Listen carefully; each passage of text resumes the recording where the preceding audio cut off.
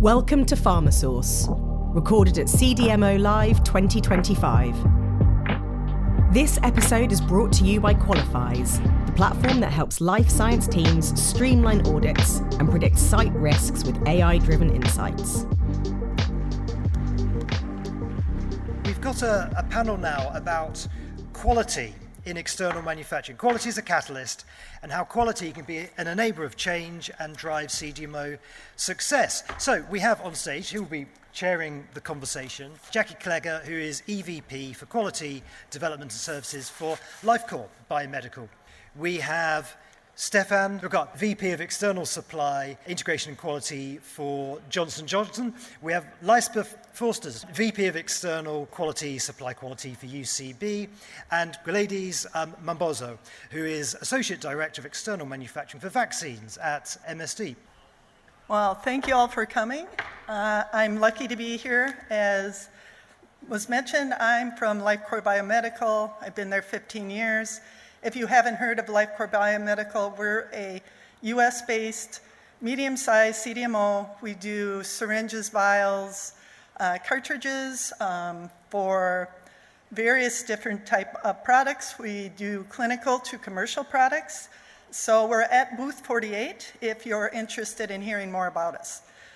So with this distinguished board of quality leaders, again, remember, I'm a CDMO head of quality person, and I'm lucky to hear the perspectives of this experienced group. So to start us off, maybe Liesbeth, you can talk about how do you look at CDMO quality management systems and how can we help advance your products? Okay, thank you. I think I was already smiling this morning because for the people that saw the presentation, the first thing that we want, not just the quality folks, but that we want in the industry was quality. What is interesting then after is the word was never used anymore in all the different conversations after. So I think we are quite aligned that we want the right quality product, right? We're talking about patients. We want the right quality. If you buy something, you will forget the price, but you will remember if the quality is good of your watch or if your clothes that you buy. So quality culture in the CDMO is for us absolutely key.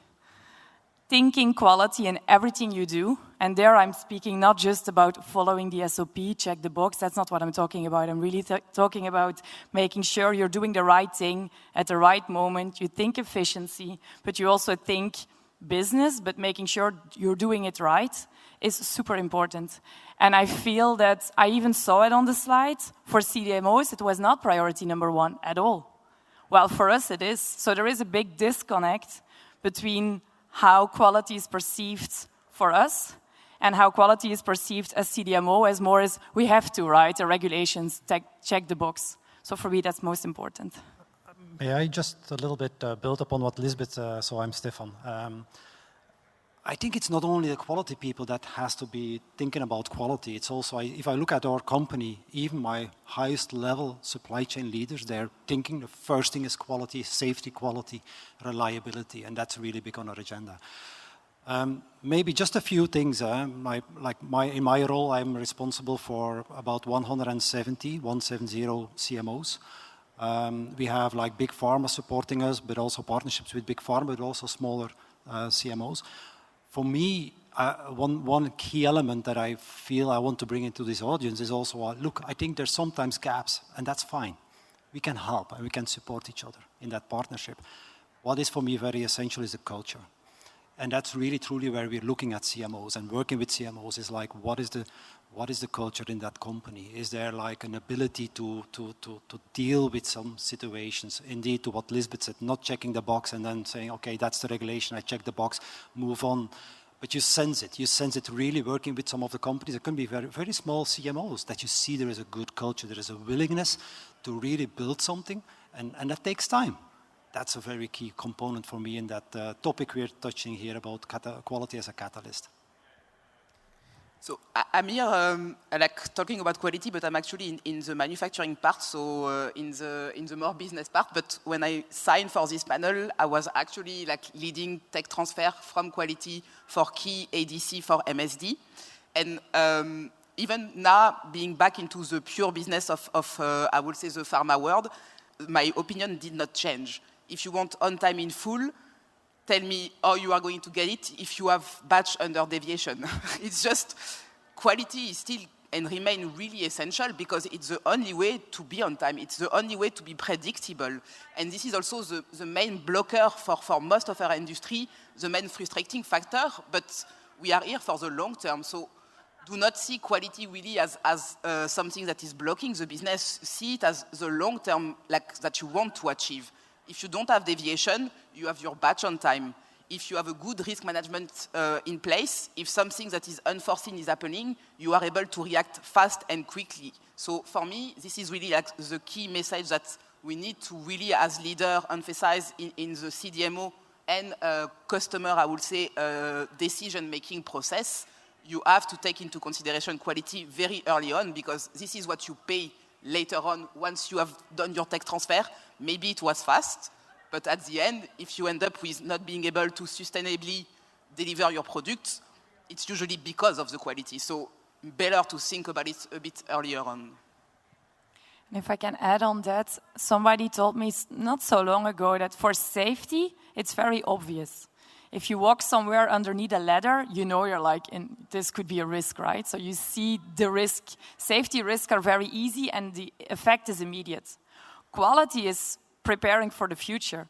Quality is making sure that at the end, the patient gets the right product. The next inspection, you will have a successful inspection. It's not direct impact tomorrow. If you close your deviation very quick and dirty, fine, you can move along, but it will hit you later if you get a recall or if you get in trouble with authorities or in inspections. So that's also something, it's really thinking proactively and making sure you're sustainable.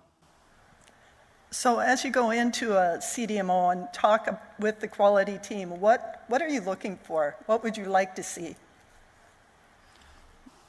The cultural piece for me is very important. When I'm speaking with my team, I always talk about the smell of the place, but in a positive way. Because you of course can do audits, you can assess documents, you can look at certain things, but it's how does the CMO comes across, how do they behave, the visual, non-visual behaviors, the language they're speaking. That's really truly what I'm looking at. And coming back to my previous point, once the culture is good and you feel the culture is good, you will be able to get there. Of course, there is always a timing element, but that's really what I'm looking at. For me, I really focus on the transparency. So when we pick a CMO, we know that we are not going to have exactly the same process as we have in-house. We know that there will be discussion about what we consider a risk and what they are not considering a risk. But to be able to have those discussions and to also even internally, because when you are interacting with CMO, you still have to sell it internally at your own company that, okay, we are okay with what they are proposing. You need a certain level of transparency. And you cannot have that if in front of you, you have a CMO who does not disclose what is written in their SOP, do not want to actually give you the rationale to any type of validation that they have done, or just withhold information. And I think with that, those type of interaction, genuine interaction, I want to understand why are you saying what you are saying? Please explain to me. If you have in front of you somebody who is not going to share willingly and also be okay to adapt if necessary, it's going to be extremely complicated. It's going to slow down the process. It's going to create a mistrust situation, which will, at the end, bring your customer to even want to focus more on you. The more transparent you are with your customer, the less they are going to worry, because ultimately they are going to say, okay, but at least I know that I can rely on this person. He's going to tell me if something is wrong, so I don't have to put too much energy trying to dig and dig and dig. But the less you are transparent, the more scrutiny you are going to create. It's just a question of fear. You do not want your customer to have fear about what you are doing. And the only way to achieve that is to actually be transparent. So for me, this is the key element.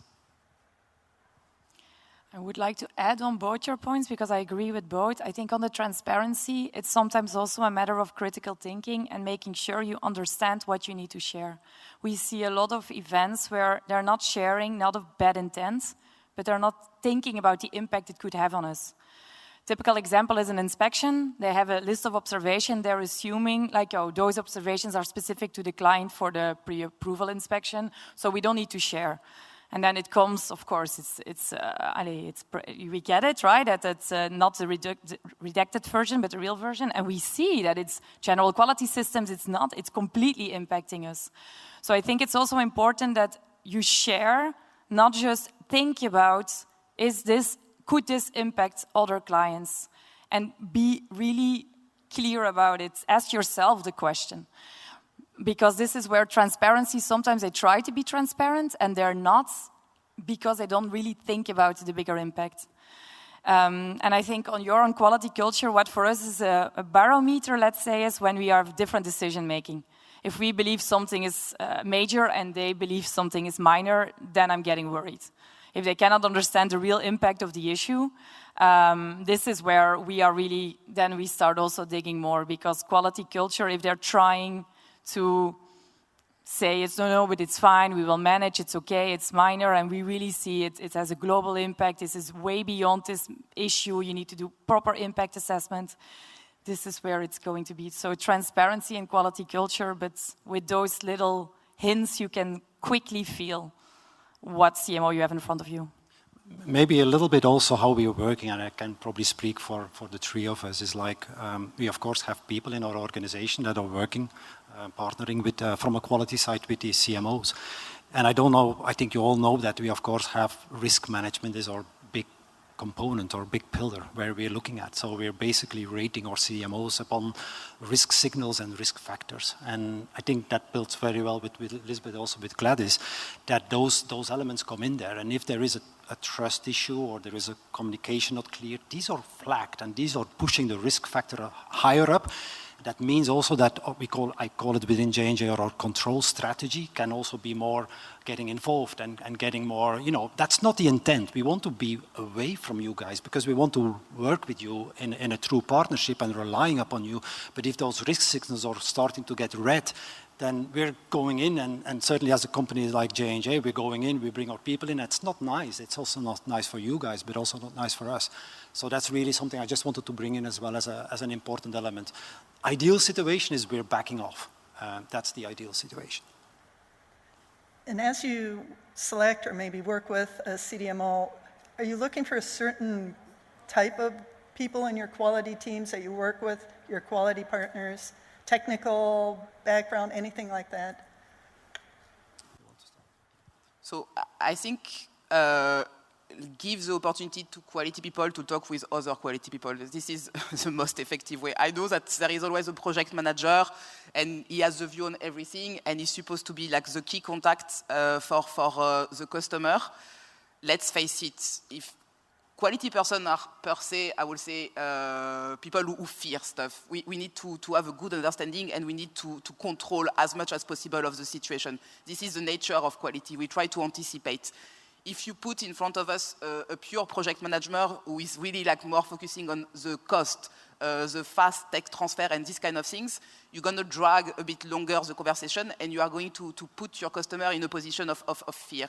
So for me, the key structure, and it needs to be thought about really early in the project, is to have the counterpart for each of the functions. So if I take the MSD model, we have the tech people who are like in contact directly day one with the tech people, the operation people who are in contact with the operation people, and the quality people who are in contact with the quality people. And very early on, we put in place the escalation model because, yes, of course, we hope that everything is going to be perfectly okay, but let's also plan for if it's not working well. So we need several levels of organization who know each other's names, able to react if decision needs to be taken or point needs to be escalated, already put in place at the beginning. And it may seem like sometimes a bit of a burden to think about all of those stuff in advance, but it really helps when you start having issues to have all of those mechanisms already in place. I'm on that question, I would also say, typically what we see is like people that have been experienced in quality in an internal site maybe come into my organization. So they have the basics, they have the understanding. But where I'm particularly looking at is connecting the dots. Because you have limited moments in time that your people are able to get on the floor working with the CMO. Of course, there's different ways of collaboration. Sometimes we have persons in plants because of certain situations, but think about the average. For me, it's important that they're connecting the dots, picking up risk signals. I call it also a little bit sometimes getting healthy paranoia. I need to explain that, but it's sometimes you cannot just relax because it's also upon the relationship you have, you know, what also has been said earlier, but they need to be in the beginning a little bit paranoia. Hey, this could hit us if we're not understanding, and then they dig a little bit deeper and deeper, and then they maybe confirm themselves, hey, this is under control, this is not a big risk. So for me, that's I'm actually running a program actually with my organization. We call it External Manufacturing 360. The idea is to how can we get a better 360-degree view about our CMO, and it's also using data points, what is available, what do we know about the CMO, what are we picking up, what are we doing, can we bring them together? And for me, my team needs to be able to connect the dots, also like the technical people working on tech transfer. Do we go to them and understand what they have seen? Maybe they have seen like there's procedures not well established to do certain things. Well, make sure that then we pick that up. It's not to punish, but it's like, hey, we want to make sure that this is getting strengthened. We have some SMEs that can work with you guys, and this is what we're proposing to do. So that's really where I'm looking on top of the technical capability and quality-to-quality conversations. Yeah, and I would like to add, because I agree on both, soft skills are very important in those type of roles, on both sides. At the CMO, the person in quality, but it's the same in supply, and that is facing the customer, but our people that are facing the CMO, you need to be able to have critical thinking. You need to understand, indeed, like you say, what is important, what is not.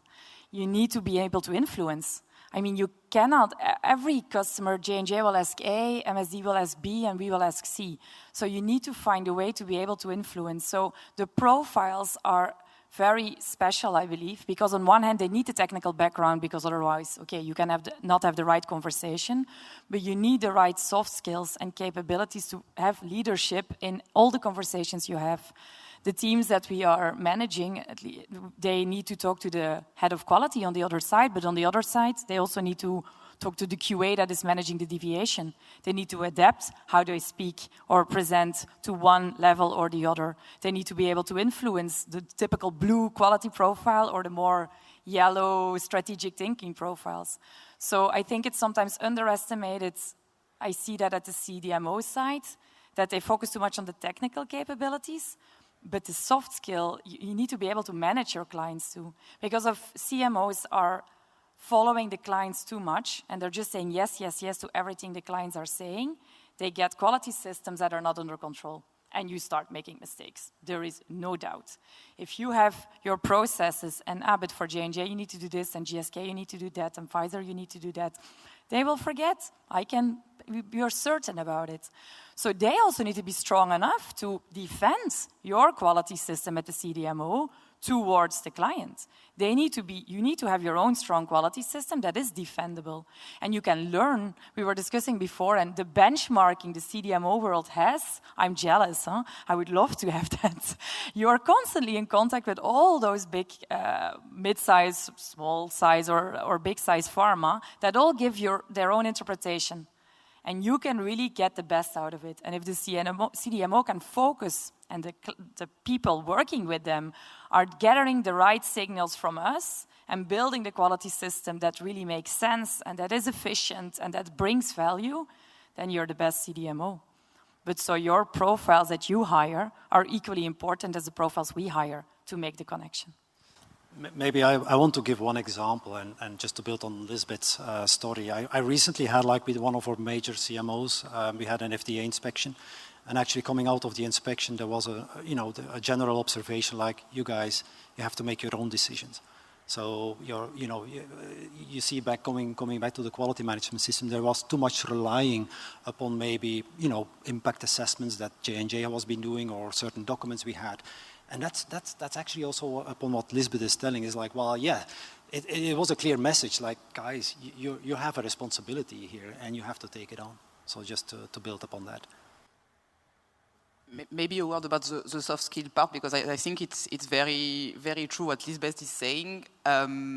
This is something that needs to be developed, and this is something that, for example, as a customer, I'm always surprised, but nobody ever asks us, are we happy? You know, like we talk about price, we talk about all of those kind of stuff, but I never had a CMO who came to me and say, so for the moment, your key partner are this person, this person, this person.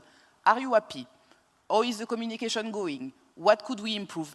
I swear to you, if somebody was approaching me and asking me that, it will make such a huge difference, because it's almost, we are all on the fence, we are doing the work, it's fine and it's okay, but we do not dare to actually ask the more touchy questions that could actually really improve the quality of the relationship.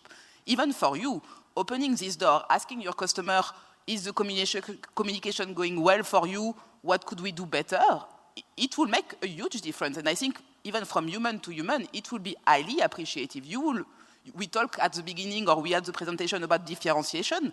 This type of stuff are not complicated, but they make a huge difference for your customer. So bouncing back on all of this communication topic, I think asking for feedback is also something good to do.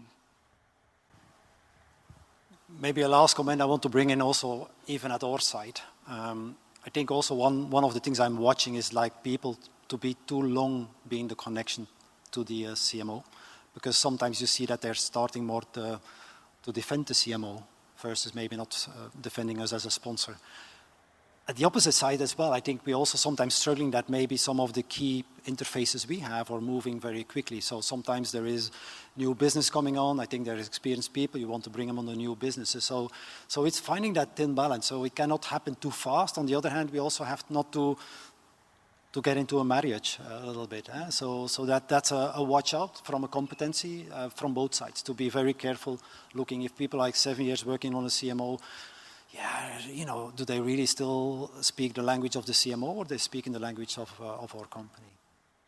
I had an exact example there that I shared yesterday. I was once with my vendor quality, so we call it, with the CMO. We entered, he knew everybody's name, he was hugging them, he was super happy to see all of them. They were like, hey! We left the CMO, I said, I'm changing you.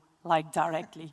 And he changed, and I changed him for CMOs. It was just too close. So indeed, we need to always find that balance, because we need to be able to challenge each other.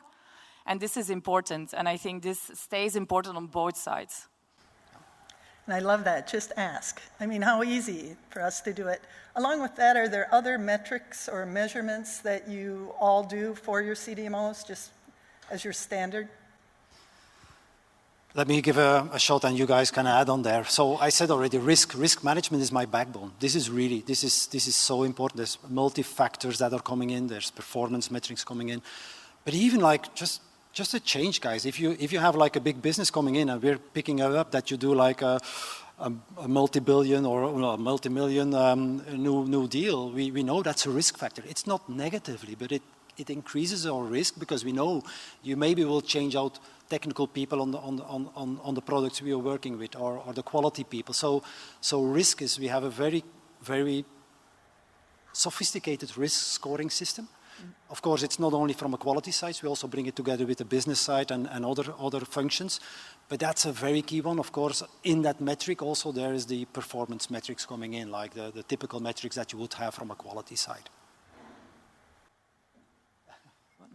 We have that too. I think what we're trying to reinforce again is being more on site. COVID has a bit reduced it completely, right? We were very much on site, COVID happened, and we're all remote. And we thought it's fine. We did it for 2 years remote, so we're all fine. And then we start seeing things happening that we didn't see coming. We're not proactive anymore. We are surprised, and we should not be surprised. I mean, quality is trying to be proactive. So trying to go more on site, but meaningful on site. Because what I also don't like is that we go there to be in a meeting room for a full day, and then we go back home. So we're trying to change that and do more Gamba walks and trying to be more on site and really seeing the production and what you say, the smell of the CMO, exactly. But you don't see it in the meeting room. You could already, but you see it even more when you are really going there. More person and planned if needed, depending on the risk.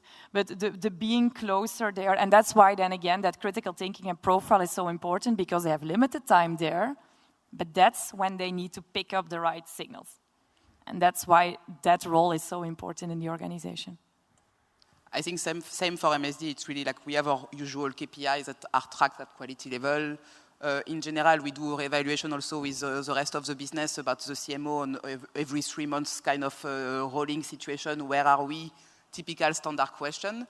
Maybe one point that I think is also very important is the personal implant thing. It's also what I would call a differentiation topic and also a question of transparency. But it's also something that CMO have completely, and I understand the right to push back because it's quite intrusive. Even for your operator who are on the line, nobody really like to be watched for like hours when producing a batch. So it's something that comes with the trust and the transparency, and it's still the same way. You have to give enough to your customers that they feel like confident that stuff are running smoothly.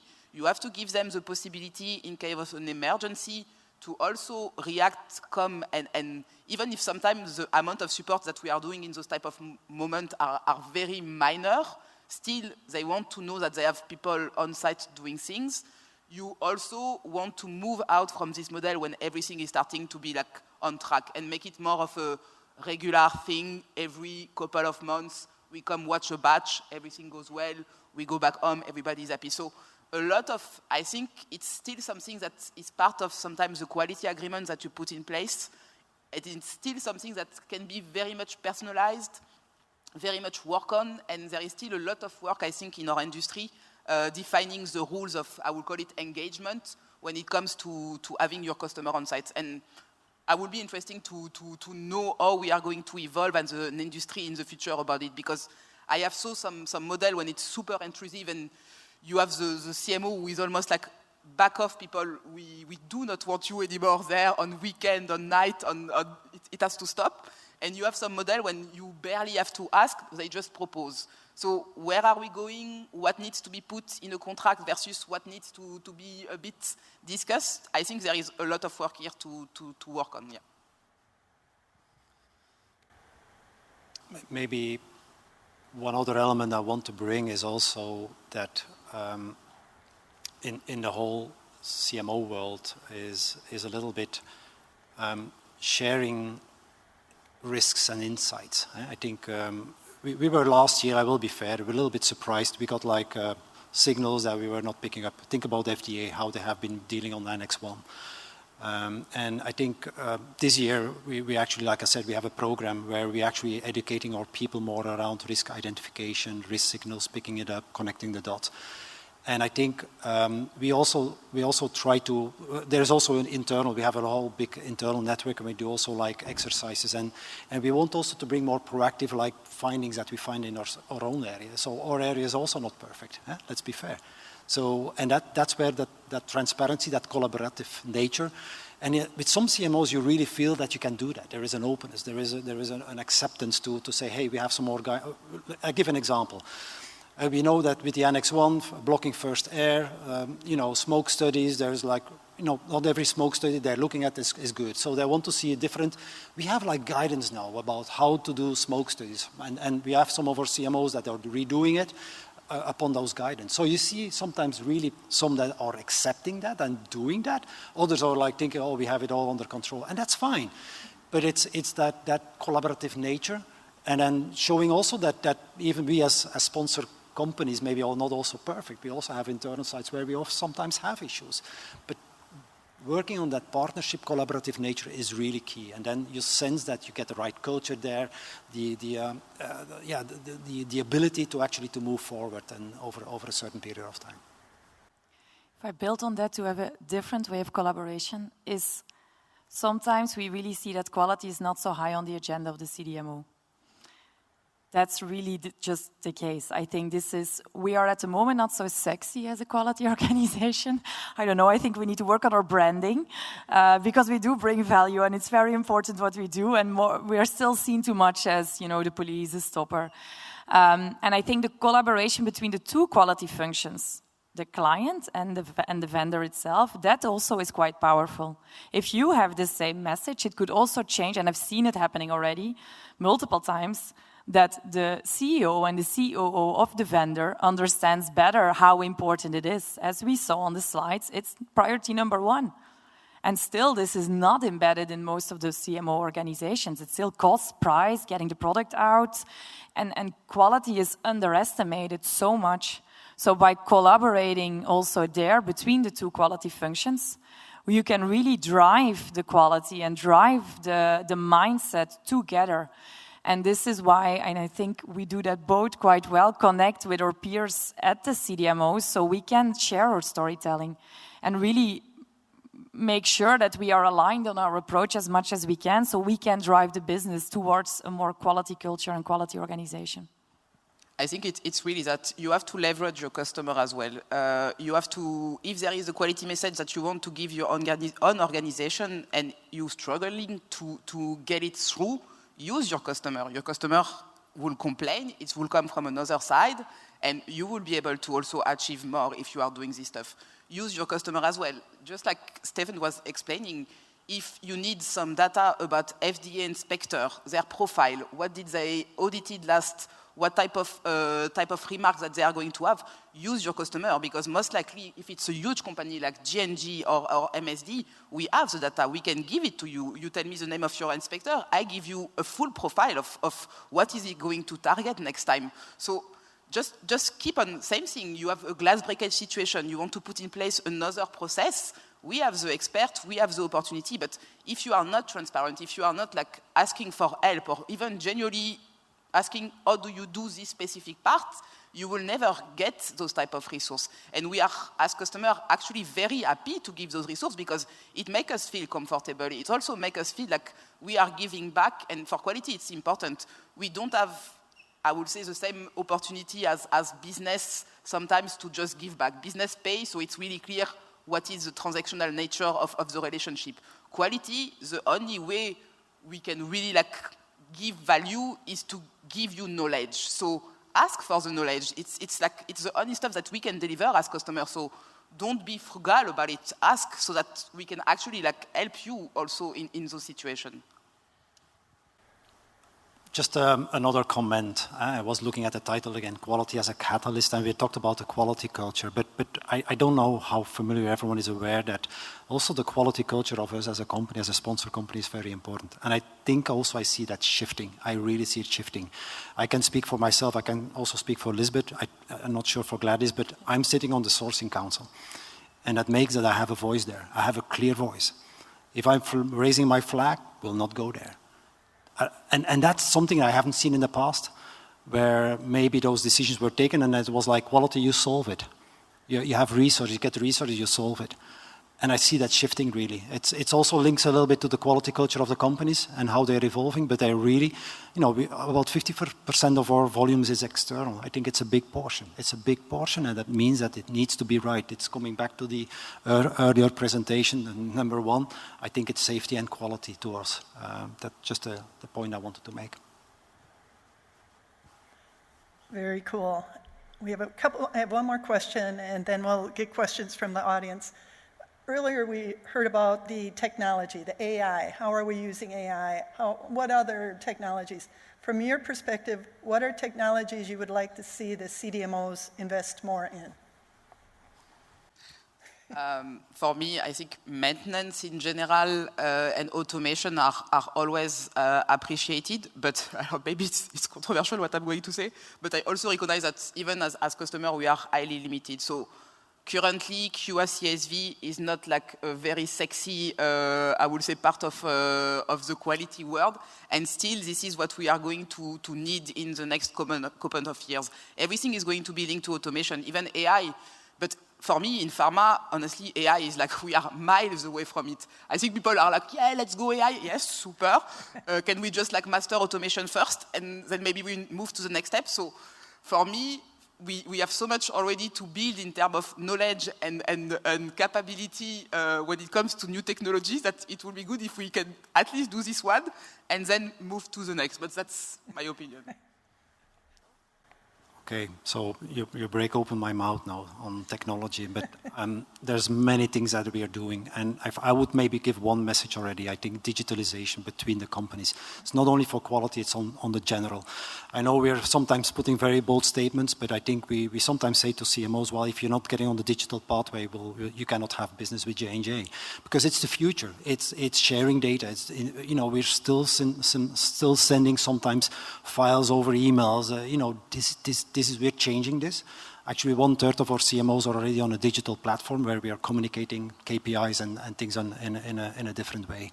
The other point I want to raise is actually it's also quality, because it's like online monitoring of our batches. We have like 25 of our CMOs, very important CMOs, where we have bioreactors. We are monitoring the bioreactors from a remote. So getting on that digital pathway, being able to see. We also sometimes intervene. We call the CMO and saying, hey, we see a profile changing in the bioreactor, so pH is going down, something is happening, please have a look. Maybe you have to feed a little bit more of this or that.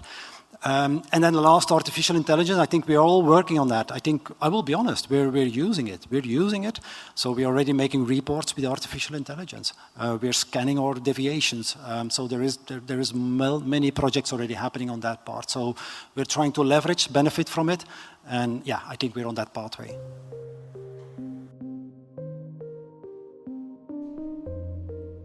For more external manufacturing insights, head to cdmolive.com and download our 50-page summary of the event. Make sure to book your ticket for CDMO Live 2026, taking place the 27th to 28th of May at the World Trade Center, Rotterdam. We look forward to seeing you there.